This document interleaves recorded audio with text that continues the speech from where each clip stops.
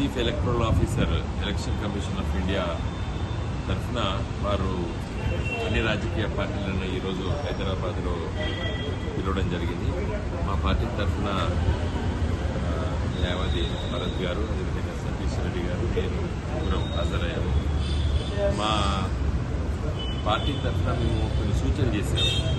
ఒకటి, ఇప్పుడు దాదాపు 92 లక్షల మంది ఓటర్లు ఎనమలిస్ అంటే ఇబ్బందులు ఉన్నాయి అనేటువంటి ఇష్యూల్లో నోటీసెస్ ఇస్తున్నారు. ఆ నోటీసెస్ కేవలం ఒక మాసం లోపట్నే వాటిని ఆలోచన చేసి వాటిని మరి దాన్ని జవాబును దృష్టిలో పెట్టుకొని ఓటర్ లిస్టులో ఇంక్లూడ్ చేయాలా, డిలీట్ చేయాలనే నిర్ణయం ఆఫీసర్కు ఉంటుంది. కాబట్టి ఇన్ని లక్షల ఓటర్లను పరిశీలించాలంటే ఒక మాసం సరిపోదని చెప్పి స్పష్టంగా చెప్పాము. సమయం కావాలని చెప్పాము. ఇదే అభిప్రాయం మిగతా రాజకీయ పార్టీలు కూడా అదే విధమైన అభిప్రాయాన్ని వ్యక్తపరిచారు. ఒకటి. రెండోది, ఈ గ్రామీణ ప్రాంతాల్లో ఒకట బాగానే జరిగింది. SIR నమోదు కార్యక్రమం చాలా కంపారిటివ్ టౌన్స్తో సిటీస్తో చూస్తే మనకు మంచిగా జరిగిన విషయాన్ని కూడా మేము అభిప్రాయపడ్డాము. ముఖ్యంగా హైదరాబాద్ మహానగరంలోనే దాదాపు ఒక 40-45% ఓటర్స్ లిస్టులో ఉన్న వాళ్ళని ఇబ్బందికరంగా పరిస్థితి ఉన్నది. కాబట్టి ఇక్కడ బహుశా మరి 2-3 దిక్కుల ఓటర్స్ సంఖ్య ఉండొచ్చు.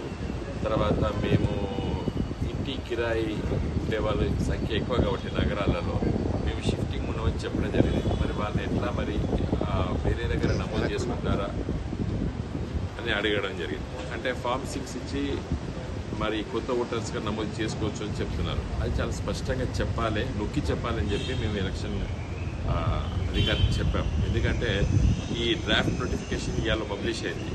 ఇదే ఓటర్ లిస్టు అని అనుకోకూడదు ఓటర్ మహాశయులు. కాబట్టి ఓటర్ లిస్టులో, డ్రాఫ్ట్ ఓటర్ లిస్టులో వాళ్ళ పేరు లేకపోతే మళ్ళీ ఫామ్ 6 ద్వారా నమోదు చేసుకోవచ్చు అనే విషయాన్ని చాలా స్పష్టంగా మీరు చెప్పాలి అని చెప్పి కూడా మేము నొక్కి చెప్పడం జరిగింది. తర్వాత చిన్న చిన్న విషయాలపైన మా పార్టీ తరఫున మేము కొన్ని సూచనలు చేసాము. అవన్నీ కూడా వారి దృష్టిలో పెట్టుకుంటున్నారు. మా పార్టీ తరఫున మేము కేంద్ర ఎలక్షన్ కమిషన్ కూడా మేము లేఖ రాయబోతున్నాం. ఈ సమయం సరిపోదు, కొంచెం సమయం ఇవ్వండి. ఇప్పుడేమీ ఎన్నికలు లేవు తెలంగాణలో. కాబట్టి అంత తొందర హడావుడిగా ఓటర్ లిస్టులో పేర్లు తీసేసినట్టు అవన్నీ ఉండడం మంచిది కాదు. మంచిగా నెమ్మదిగా ఇప్పుడు ఉన్నటువంటి ఏదైతే draft notification voter list publish అయిన తర్వాత ఇబ్బందికరం ఉన్నటువంటి వాటిపైన కొంచెం స్పష్టంగా వాళ్ళకి అవకాశం ఇచ్చి అభిప్రాయాలు తీసుకోండి చెప్పి మేము చెప్పడం జరిగింది. సార్ 73 లక్షల ఓట్లు ఇదివరకు తగ్గిపోయాయి. దానికి సంబంధించి అంటే తగ్గిపోయినా అనుకోవడానికి వీల్లేదండి.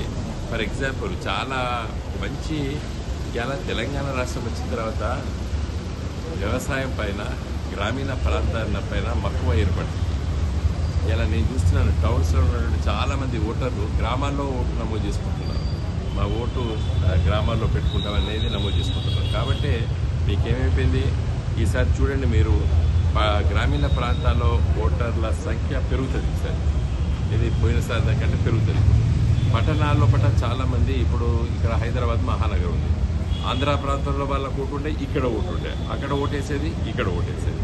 కాబట్టి వాళ్ళకు ఒకటే అవకాశం ఉందనేసరికి చాలామంది మరి ఆంధ్ర ప్రాంతంలో ఓటు నమోదు చేసుకోవడానికి మాకు చూపించారు. ఏ పెద్దలు ఇళ్లలో ఈ IT ఆఫీషియల్ అనుకోండి, అతని తల్లిదండ్రులు ఉంటే మేము మా ఊర్లో గుడివాడలు చేయించుకుంటామని చెప్పి వాటి వెళ్ళిపోతారు.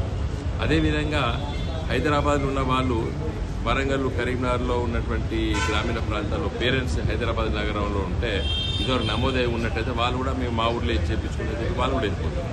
అట్లా ఓటర్స్ కొంత గ్రామీణ ప్రాంతాల పట్ల మక్కువ చూపిస్తున్నారు. నిజంగా శ్రద్ధ కూడా గ్రామీణ ప్రాంత ఓటర్లు మేము తప్పనిసరిగా ఫామ్ నింపాలే అని చెప్పి నింపించుకున్నారు, నింపారు, సబ్మిట్ చేశారు. ఈ పట్టణ ప్రాంతంలో సోకాల్డ్ మేధావి వర్గాలే చాలా వరకు నిర్లిప్త వైఖరితో ఉన్నట్టు మాకు అర్థమైంది.